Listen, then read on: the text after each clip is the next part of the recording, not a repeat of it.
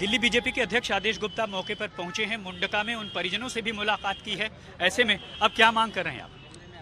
देखिए, सबसे पहले तो इस अग्निकांड की जांच होनी चाहिए।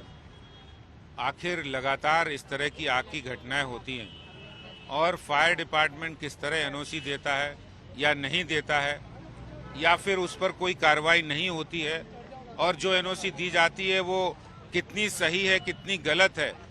मुझे लगता है इन सब बातों की जांच की जरूरत है। जांच होगी तो सही बातें सामने आएंगी कि क्या कारण था।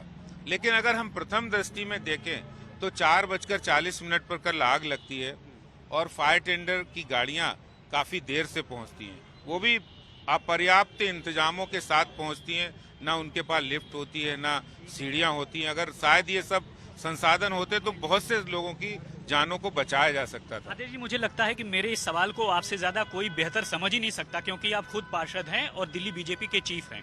ये इमारत तो लाल डोरे की जमीन पर बनी है। बिना नक्शे के 4 मंजिला इमारत कैसे खड़ी हो गई? तो अगर इमारत ही नहीं रहती तो इतना बड़ा हादसा कैसे होता?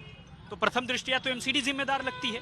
देखिए, जहां तक इस बिल्डिंग की सवाल है, अगर ये 15 साल 20 साल पहले बनी है तो इस तरह के निर्माण कार्य दिल्ली के अंदर होते हैं और गांव में इस तरह की निर्माण कार्य होते हैं। आप देखिए पूरे इलाके में।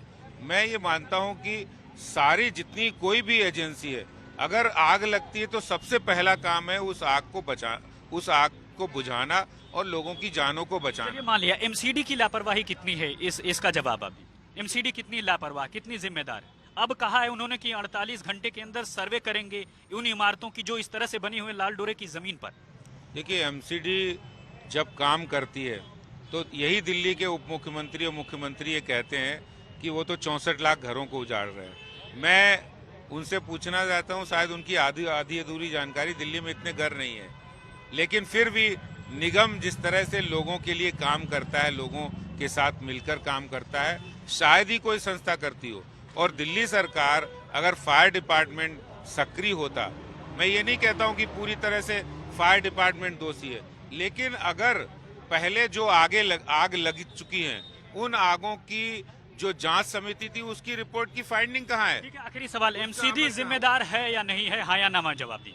देखिए, एमसीडी ने जो अभी 48 घंटे के अंदर जो जांच समिति बिठाई है उससे सारा आ जाएगा कि किसकी गलती है। और मुझे लगता है कि निगम इसमें कहीं दोषी नहीं है।